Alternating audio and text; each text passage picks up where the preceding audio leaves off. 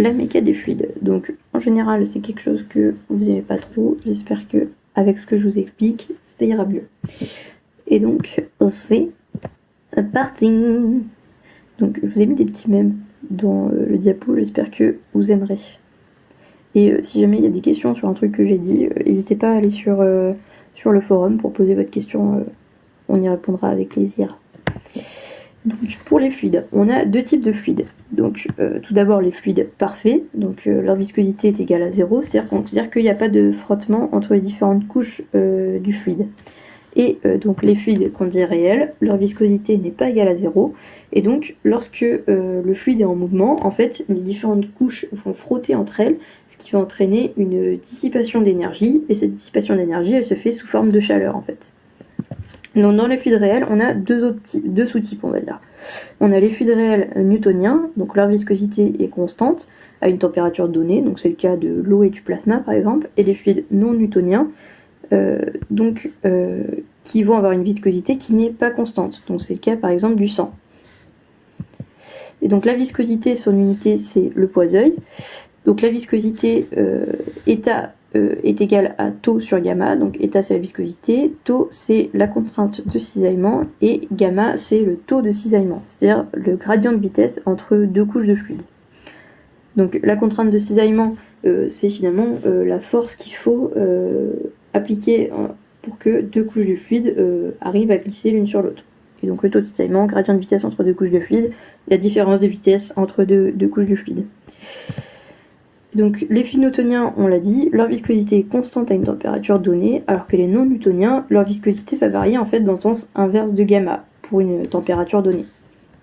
Donc si on a un écoulement rapide, le gradient de vitesse entre les deux couches de fluide va augmenter, donc gamma augmente, et donc la viscosité diminue. En fait, les globules rouges vont se déformer lorsque l'écoulement s'accélère. Et donc c'est ce qu'on appelle la réofluidification. Et lorsque l'écoulement est plus lent, gamma va diminuer et donc la viscosité va augmenter. Et donc on peut dire que la viscosité sanguine va dépendre du taux de cisaillement, donc gamma, et aussi de la composition en macromolécules et en cellules du sang, bien sûr. Parce que s'il n'y a pas beaucoup de macromolécules et de cellules, la viscosité va être plus faible que si la composition en macromolécules et en cellules est très importante. Donc ensuite, le débit. Le débit, c'est le volume de fluide qui traverse une section S par unité de temps. Donc attention, le débit, ce n'est pas une vitesse. Une vitesse, on l'exprime en mètres par seconde, alors qu'un débit, c'est en mètres cubes par seconde. Donc c'est pas les mêmes unités, donc ce n'est pas la même définition. Et donc la formule du débit à connaître vraiment par cœur, c'est Q égale S fois V. C'est vraiment essentiel pour faire des exos. Si vous ne connaissez pas cette formule, vous n'allez rien pouvoir résoudre. Donc apprenez-la, s'il vous plaît. Et donc, une propriété très importante, c'est qu'il y a conservation du débit le long du vaisseau. Donc, par exemple, dans le cas d'une sténose, la surface diminue et donc la vitesse augmente. C'est ce qu'on appelle l'effet Venturi. Et dans le cas d'un anévrisme, la surface augmente et donc la vitesse diminue. Donc en fait, ce qu'il faut que vous voyez, c'est que pour que le débit Q se conserve, il faut que si S ou V varie, il faut que l'autre variable varie dans le sens inverse. Donc si la surface diminue, la vitesse augmente. Si la surface augmente, la vitesse diminue. Et donc ça, c'est vraiment une propriété hyper importante à retenir pour faire des exos. Donc principalement du coup pour les cas de sténose et d'anévrisme, c'est pour ça que j'ai utilisé ça en exemple. Donc dans le cas des ramifications, donc si un vaisseau présente des ramifications, il y a la même propriété, c'est-à-dire qu'il y a également conservation du débit. C'est-à-dire que le débit en amont, c'est égal à la somme des débits des ramifications. Donc pour les vaisseaux que je vous ai représentés, on peut dire que le débit en 1, c'est égal au débit 2A plus celui de 2B. C'est donc il y a conservation du débit.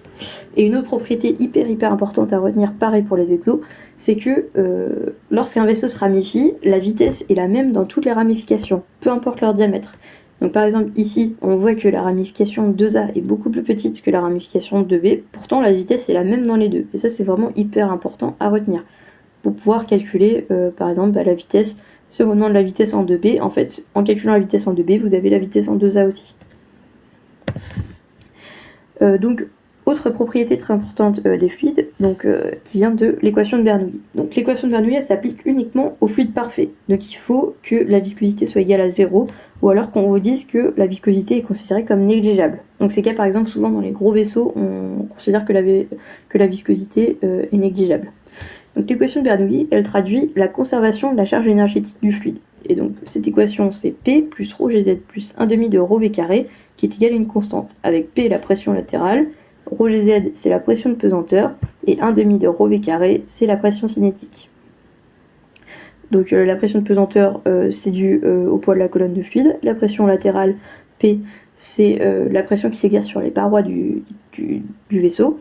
Et 1/2 de ρ V carré, la pression cinétique, donc c'est dû au mouvement du fluide. Et donc tout ça, ça doit être égal à une constante.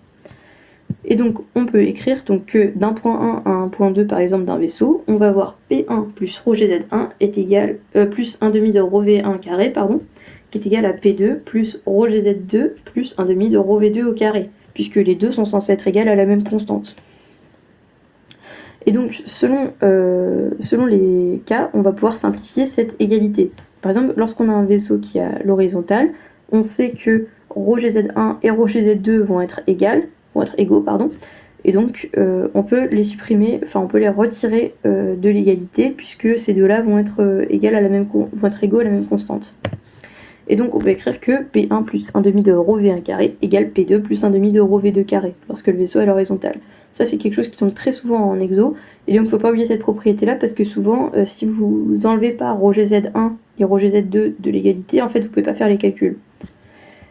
Donc voilà, pour un vaisseau à l'horizontale, c'est comme ça. Et par exemple, si le fluide est immobile, l'équation s'applique toujours. Ce qui va changer juste, c'est que 1/2 de ρ fois V au carré, ça va être égal à 0. Donc vous pouvez écrire plus simplement P1 plus ρ Gz1 égale P2 plus ρ Gz2. Donc ensuite, quand on souhaite mesurer la pression latérale, l'orientation du capteur va être très importante, puisque les valeurs vont varier selon le sens du capteur. Donc on a 3 cas possibles. Donc si on se met face à l'écoulement, c'est ce qu'on mesure la pression qui s'appelle la pression terminale.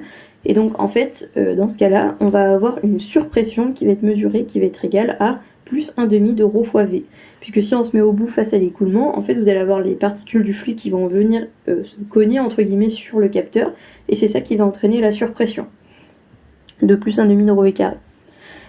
Et donc on a le cas inverse, la pression d'amont, donc c'est le cas petit e, là où on se met en arrière de l'écoulement. Donc là on va mesurer une sous-pression de moins 1/2 de ρ V carré, qui est due à l'inverse du cas numéro 1. En fait là c'est dû au fait que les particules s'échappent, en fait elles s'en vont, et du coup la pression en amont va être un petit peu plus faible que la pression qu'on devrait mesurer en temps normal.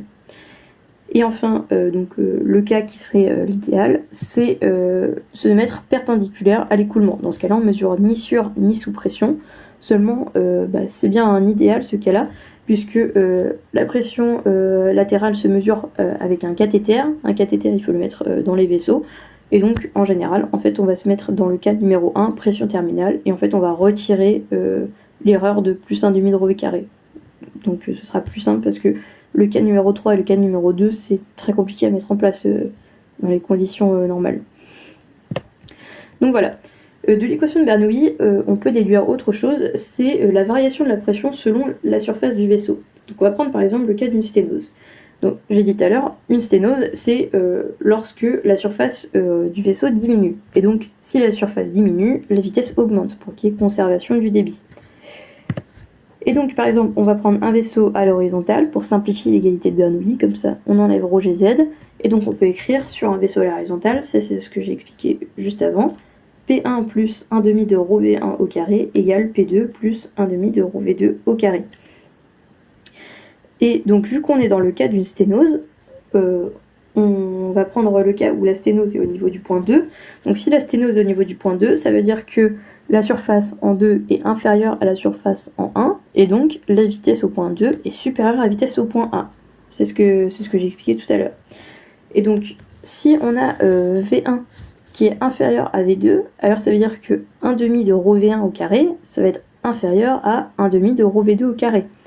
Donc, pour que l'égalité reste vraie, il faut que P1 soit supérieur à P2, sinon l'égalité ne peut pas être vraie. Donc c'est comme ça qu'on déduit que un vaisseau qui va avoir un grand diamètre va avoir une pression transmurale plus élevée qu'un vaisseau de plus faible diamètre.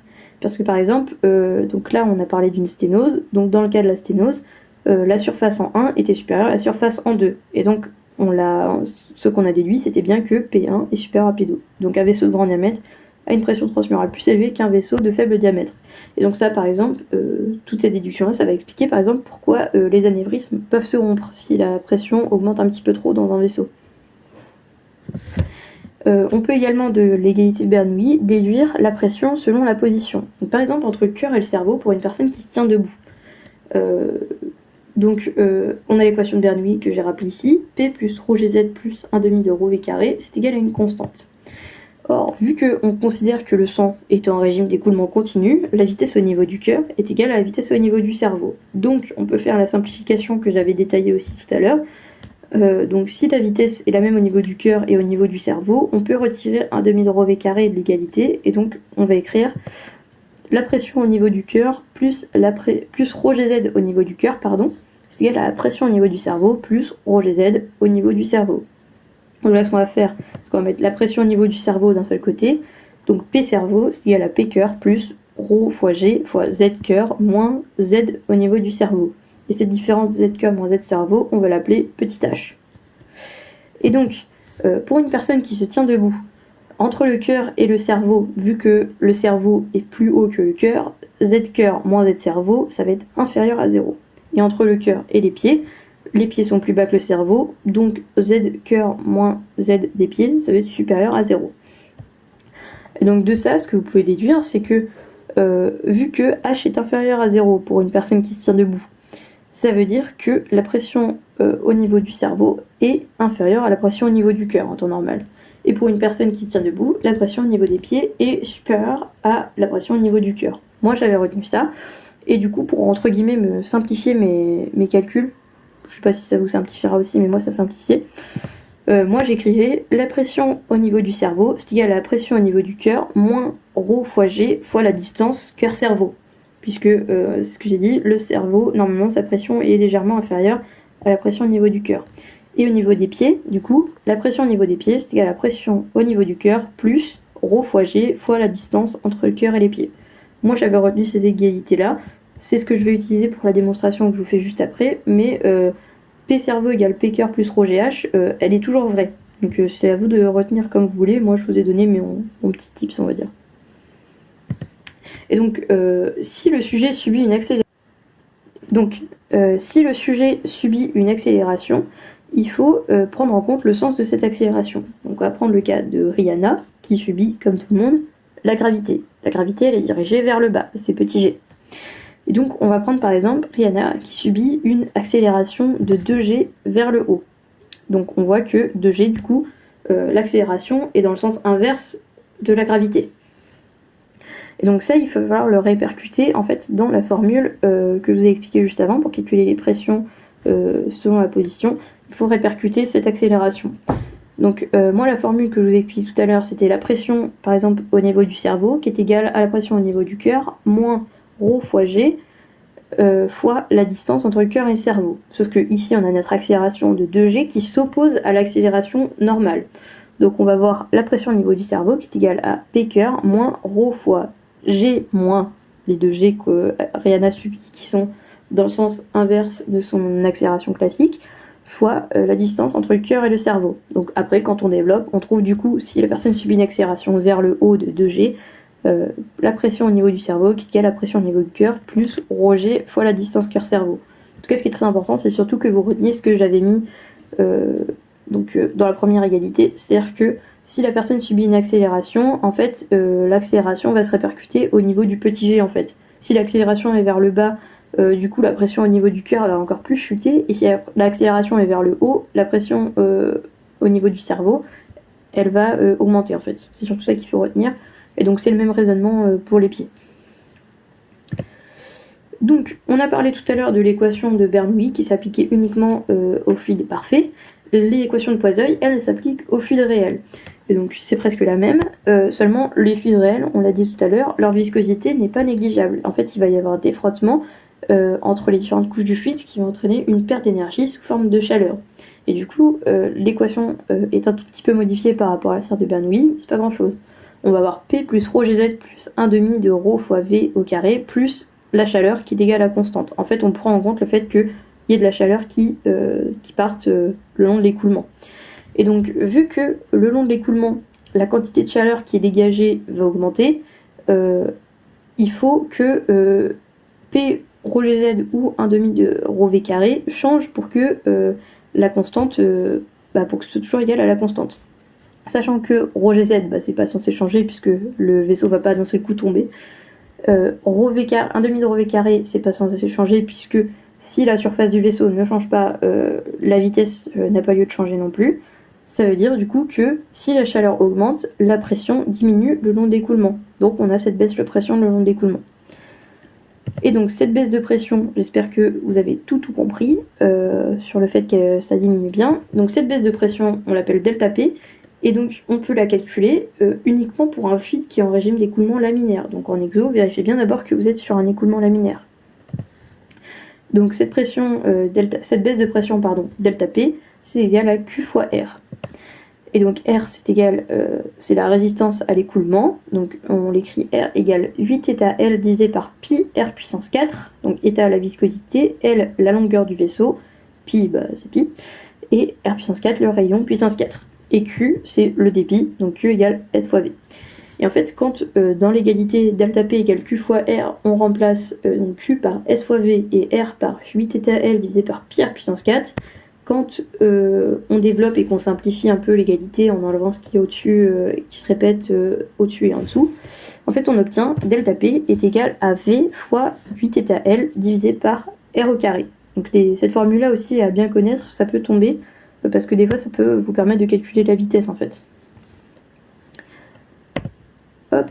Donc j'ai parlé tout à l'heure du fait que delta P ça s'applique uniquement pour les fluides en régime d'écoulement laminaire, et donc pour un fluide réel, il y a deux régimes d'écoulement du coup qu'on peut définir, un écoulement qui est dit laminaire et un écoulement qui est dit turbulent. Et donc la différence entre les deux, ça va être dû à la valeur de leur nombre de Reynolds. Donc le nombre de Reynolds, c'est ρ fois Vm fois d divisé par la viscosité, avec ρ la masse volumique, Vm la vitesse, d le diamètre, et θ la viscosité. Donc un régime d'écoulement laminaire, c'est lorsque le nombre de Reynolds est inférieur à 2400. En fait, ça va être des écoulements qui vont être assez lents. Et en fait, dans le cas d'un régime d'écoulement laminaire, le profil des vitesses, donc les petites flèches ici sur le schéma, on dit qu'il est parabolique. Vous voyez, ça fait une espèce de parabole, les pointes de flèche. Et en fait, c'est dû au fait que, vu que l'écoulement est assez lent, la viscosité permet d'apporter une certaine cohérence à l'écoulement du fluide.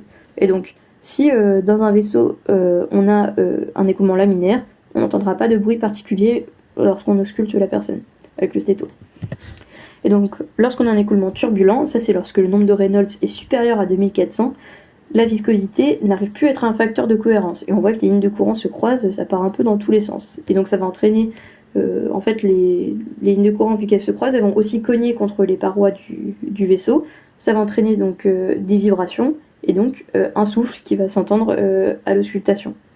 Donc la différence entre les deux, du coup, c'est la valeur de 2400. Quand on est en dessous, écoulement laminaire, et quand on est au-dessus, c'est un écoulement turbulent. Voilà, je crois que j'ai dit à peu près tout ce que j'avais à dire. Merci de votre attention, et j'espère que vous flexerez comme Arthur sur le 3B après cette semaine de qualité. Voilà, merci.